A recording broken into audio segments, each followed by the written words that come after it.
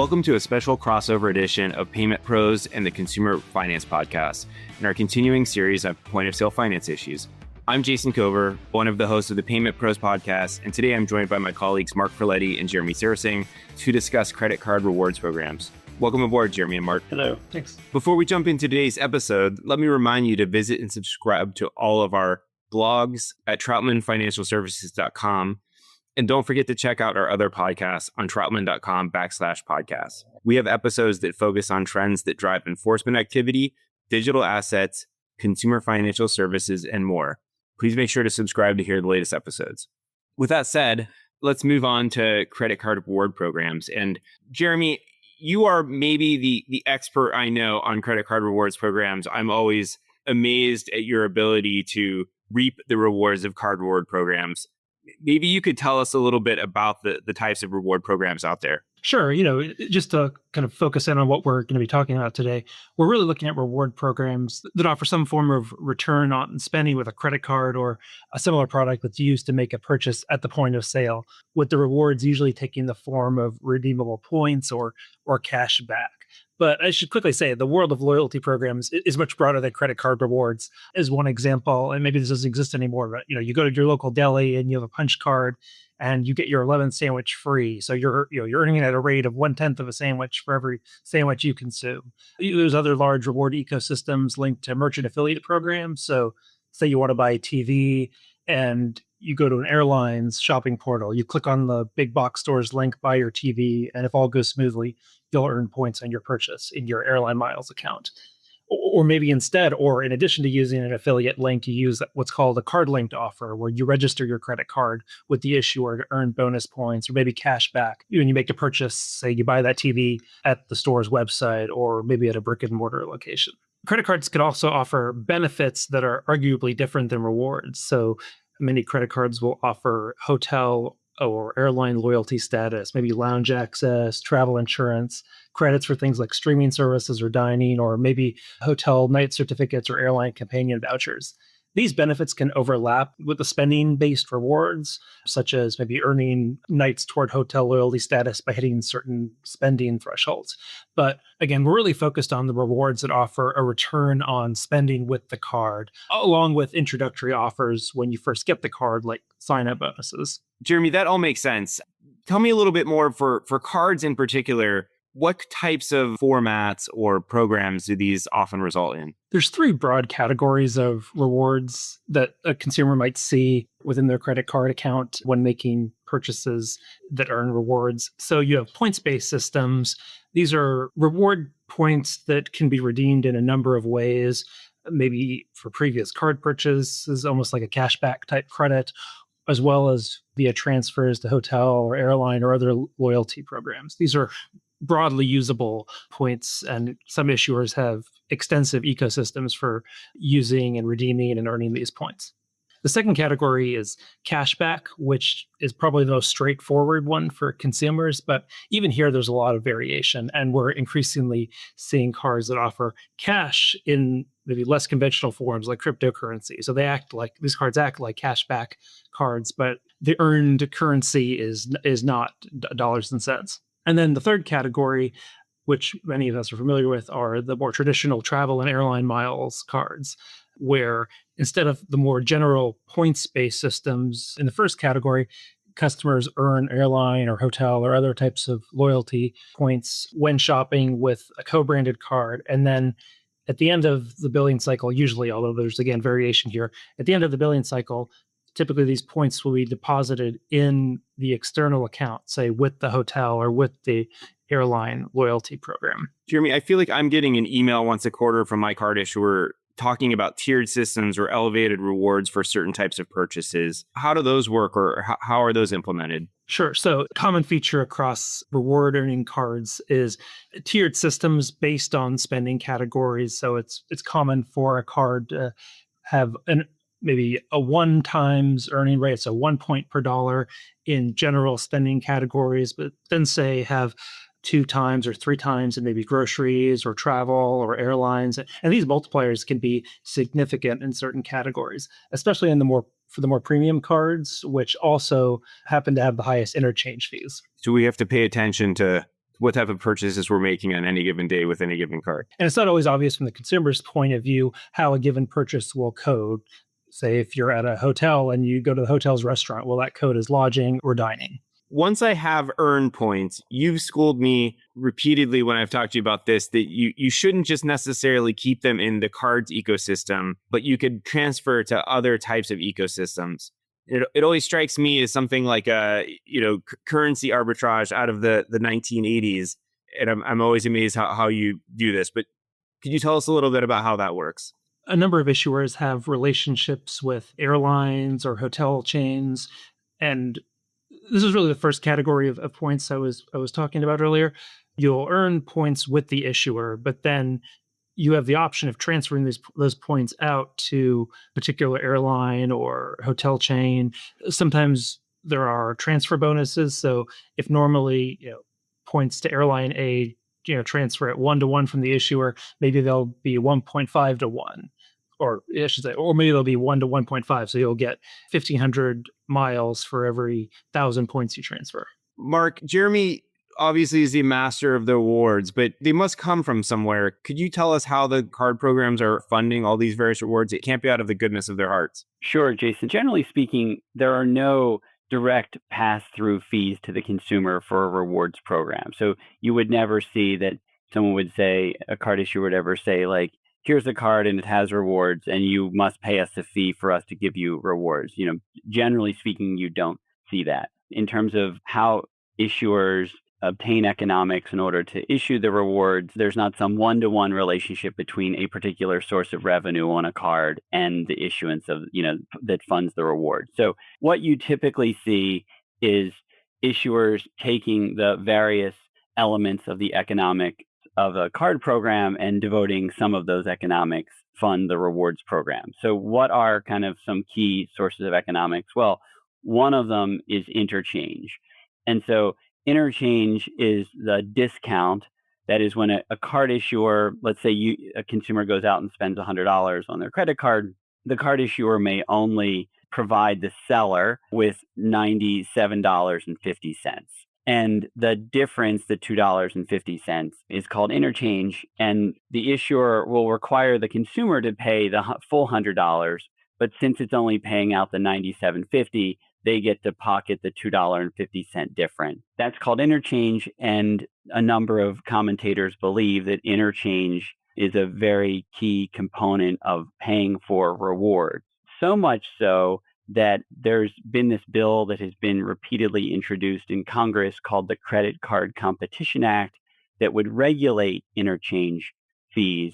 And commentators believe that if that bill passes, one of the direct consequences of it is that there will be either lower rewards or no rewards programs anymore. That's probably, at least in the minds of folks who kind of, economists who specialize in studying the industry, that's their belief. I think other sources for rewards can be membership fees. So a number of airline rewards programs have annual fees, and those annual fees can help offset the cost of rewards programs. I think another source, as Jeremy was talking about earlier, how you can have like extra larger rewards for certain types of purchases, or maybe certain purchases from certain types of merchants. It's conceivable that merchants could agree to supplement some of these rewards programs by taking a greater discount when, consumers, if there's like a targeted ad that, says spend $100 at X merchant and get 5% rewards, perhaps the merchant could shoulder some of the cost of that. So I would say the main sources would be interchange, annual fees, membership fees, and possibly greater merchant discounts to which merchants agree. And just to add to that, interchange can vary significantly by card product. So some of the credit cards with relatively high annual fees often have some of the highest interchange rates, which in turn can fund some of the rewards on those cards. Mark and Jeremy, I'm sure you agree. We get constant questions from clients about surcharge, which is directly related to interchange. And I, in my personal life, see merchants surcharging cards more and more frequently. Probably a separate podcast discussion, but directly related to that issue for sure. Jeremy, I guess it's a bit up in the air on any given day what CFPB guidance or regulatory activity is still on the books. But could you tell us a little bit about what the CFPB has said about rewards programs in the last few years? So 2024 was kind of a big year for credit card rewards and interest from regulators. So the CFPB under the Biden administration had launched a significant foray into credit card rewards. They held months of hearings, conducted and discussed market research around credit card rewards, and produced a number of publications on the topic. One of the first big ones was a May 2024 report that highlighted what the Bureau called consumer frustrations with credit card reward programs. In that report, some of the complaint topics that were emphasized included reward devaluations, issues consumers had with redeeming rewards, and then revocations or clawbacks of ostensibly earned rewards. This initiative culminated in December of last year when the CFPB issued a circular that was targeted at answering the following question, quote, can credit card issuers violate the law if they or their rewards partners devalue earned rewards or otherwise inhibit consumers from obtaining or redeeming promised rewards? Unsurprisingly, the CFPB's answer to this question was yes, that covered entities and their service providers offering, providing, or operating rewards programs could violate federal prohibitions against unfair, deceptive, or abusive acts or practices, UDAPs, even where the conduct in question was attributable to a third party, like a hotel chain. Now, if you've been listening to this series on point of sale finance or just following the news, you know a few things have changed at the CFPB since December. And then there are a number of prior actions that now have a big asterisk around them. But this is arguably not one of those. When the CFPB rescinded a number of prior guidance documents earlier this spring, this circular was not one of them, the December 2024 circular. And the CFPB's emphasis in that circular was really on UDAP, and many of the compliance issues raised here remain salient for the industry. Jeremy, Mark, are there particular UDAP issues we should be concerned with when creating rewards programs? For sure, Jason. There's a number of them. And, I think obviously you would want to evaluate each program or any particular program kind of based on its specifics. But not only are there a number of issues, but these issues have existed for quite a long time. Evidence of that is the fact that before the CFPB guidance was issued, one of the, I thought, best resources for someone who is seeking to evaluate the UDAP risk of a given program was actually a set of guidelines put out a long time ago by the National Association of Attorneys General. And specifically, they put it out in 1987. And despite the age of that guidance, it's really useful. And the way you can access that guidance, oddly, is that it is an appendix to a Supreme Court case called Morales v. Trans World Airlines, which is a 1992 U.S. Supreme Court case. The case actually is deciding a question about preemption under the Airline Deregulation Act. So it's kind of not relevant to, at least the stuff that we work on typically. But what had happened in that case was a bunch of state AGs had come out with this guidelines on airline miles and then was seeking to enforce that guidance against specific carriers. And the carriers sued and said state attempts to regulate them under state UDAP statutes were preempted. So, and the airlines won. And the Supreme Court struck down the guidelines and said that the AGs could not assert or enforce them. Nevertheless, the court included this task force on air travel industry guidelines as an appendix to this case. And if you read through that appendix, you will see that it hits on all of the same issues that, the CFPB has hit on pretty hard that Jeremy outlined, devaluation. So someone comes out with a rewards program that seems really rich, and then people adopt it at a much higher rate than maybe was expected. So then the issuer of the program or the provider wants to kind of reel it back. And instead of giving you, having an item cost 10,000 points, they want to make it cost 12,000. Or you can impose expiration dates on the points so that they expire so that they can't be used. But you're trying to ratchet down how much value the consumer can get because, it was unanticipated how much consumers adopted it. It also talks about blackout periods or just restrictions on redemption. So airlines would have blackout periods, like around holidays, for example, for airline miles. But the same thing can happen on any of these kind of points-based programs. I think a big issue is how quickly you can change a rewards program. The guidance discusses at great length this kind of reliance interest that the consumer has or builds up. So you can imagine if I tell you, hey, if you spend $10,000 on your credit card, you can get whatever reward it is, whether it's money or points or some type of special privilege.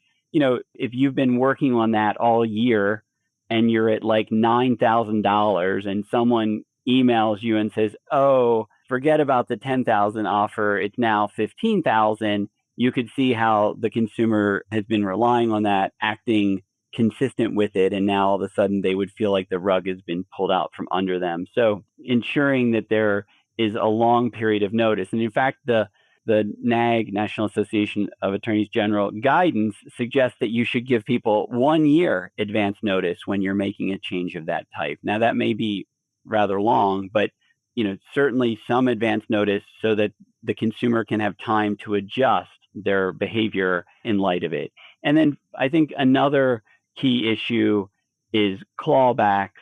And this is where some clawbacks are perfectly fine and some clawbacks may not be fine. So a clawback that would be, I think, perfectly fine is a consumer buys something on their credit card for $2,000. They get rewards for that. They get 20 points or whatever. And then all of a sudden they return it the next week. I don't think it's inappropriate in that instance to reverse the bonus because, they got the benefit of it, but then they returned it. And so I don't think it's inappropriate to try to quote clawback there or reverse the 20 points against the original balance. But, I think you have to be careful with clawbacks that are more aggressive or based on like the discretion of an issuer. The CFPB brings this up in its guidance that it's not fair to an issuer to reserve the right to kind of claw back in its sole discretion with some kind of vague standards and then exercise that right. So I think there's marketing issues that we'll get into in a minute, but in terms of just kind of the operation of the program, it's like devaluation, expiration, restrictions on use, clawbacks. Those, I think, are among some of the bigger issues. Yeah, Mark, you kind of alluded to it already, but it sounds like a lot of these issues or could stem from marketing, right? You make a claim that if you spend $10,000, you get X amount of rewards in return. Are there particular issues like that we need to focus on in marketing and related marketing disclosures? Yeah, absolutely. I mean, I think our guidance would be to closely scrutinize any marketing claims that involve rewards. And if not making broad sweeping statements that are not supportable by how the program works. And to the extent clarification is needed, ensuring that there are disclosures about any limits that apply or any caps, or to the extent that you're relying on a third party to deliver it, ensuring that the consumer understands that, basically what's going on is we're going to facilitate the transfer of these points to the third party, but the third party, it's their obligation to deliver. Now, we can talk about how far you can distance yourself from that, at least in the CFPB's view, but certainly ensuring that the consumer understands the role of the third party. A lot can depend on, in the marketing, are there any material facts that would have swayed the consumer not to obtain the product had they understood them up front? And to the extent there are such facts, that would be a material omission and it's a problem. So ensuring that those are disclosed. And I think it's also not just in terms of the advertising, but also when signing up for the product, are these things made clear so that there isn't any bait and switch risk, trying to mitigate that risk. Mark, one particularly important area here is eligibility for sign-up bonuses. So oftentimes issuers or the membership rewards programs will have back-end rules about, say, how many cards co-branded with this partner any customer in the rewards program could have, or how many times can a consumer get a sign-up bonus on the same card product. And it's really important to disclose those up front because sometimes you've had consumers who, after hitting their sign-up bonus spend requirement, are told you're not actually eligible because of this rule that may not have been disclosed to you up front. Mark and Jeremy, on that topic of third-party integration, I think in the marketplace, there's a lot of cards that are either co-branded, so the primary rewards might be driven by the co-brand partner, or to Jeremy's point, there's airline rewards, so you have a third party there, and I increasingly see membership benefits that are related to discounts at a ride share or a delivery service or things of that nature. Could you tell us a little bit about what the CFPB said about sort of the risks with the third party partners? Understandably, some card issuers say, well, look, we're going to transfer these points or ensure that our co-brand partner is aware that you've earned the points, but we don't control how that program, how the actual provider or underlying merchant, exactly how their program works. It's their program. So the CFPB, in that bulletin that Jeremy mentioned before, which has not been rescinded, basically answers the question, can the card issuer distance itself from the underlying provider of the goods or services associated with the points and say, look, that's not our problem. And the CFPB, as Jeremy said obviously no. Effectively, they are your service provider. You, the card issuer, are the entity that's effectively providing the rewards in exchange because it's promoting the use of the card issuer's own product. And to the extent that your merchant partner devalues or terminates a program or, has a technical problem and makes it difficult for the consumer to redeem the points or rewards or get the benefit of the bargain, that's your problem, card issuer, just as much as, as might be the partners. And so it's kind of taking that standard third-party service provider analysis, which says that the consumer finance company providing the service is responsible not only for the services it provides through its own employees, through its own entities, but also through those of third parties, carries that analysis over to these third parties in this case and says they end up being the problems of the consumer finance company. Mark, Jeremy, it seems to me that the primary concerns we've talked about are somewhat along the lines of common law, contract law, RE or T&C. Are they enforceable? Do they make sense? And then throwing in a dapple of UDAP, which is an ever squishy concept. Are there black letter laws either at the federal or state level we need to be concerned with? At the state level, there are not a lot of reward-specific laws. You have general UDAP prohibitions that often mirror or expand on the federal UDAP principles.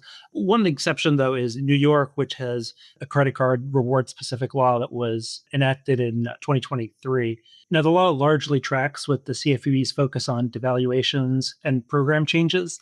Some of the notable features of that law are a 45-day notice period for program changes, and then for impacted reward points, a 90-day grace period for redeeming them. The law also prohibits contractual waivers and provides for a private right of action. Jeremy, what about a risk of folks that don't use their rewards terms? What happens with those? Every state has an unclaimed property law, and rewards that have cash equivalents could qualify as abandoned property. It's really a state-specific analysis, the dormancy periods, how long the customer has to be inactive with respect to the points can vary by state. Reporting requirements can vary. The threshold question really there is, are these points cash equivalents or otherwise covered by the unclaimed property laws? And I'd say the risk increases when the rewards are maybe redeemed as gift cards or converted into a cash equivalent. Bottom line, the more the rewards look like cash, the higher the risk that these unredeemed rewards sitting in a customer's account could be subject to unclaimed property reporting. Sounds like that concern would be very program specific and state specific as well then. Definitely. And when structuring a rewards program at the outset, it's important to think about how to characterize the rewards, whether to treat them as cash back or whether to use a point system is a threshold question that's often driven by these concerns about unclaimed property reporting. Given everything we've talked about so far, what are the sources of potential risk here or sources of liability that folks would want to think about in designing a rewards program and operating it? Sure. So as Jeremy noted earlier, some theories under which provider of one of these programs could get in trouble would include, just common law of contracts. So, you promised X and you didn't deliver,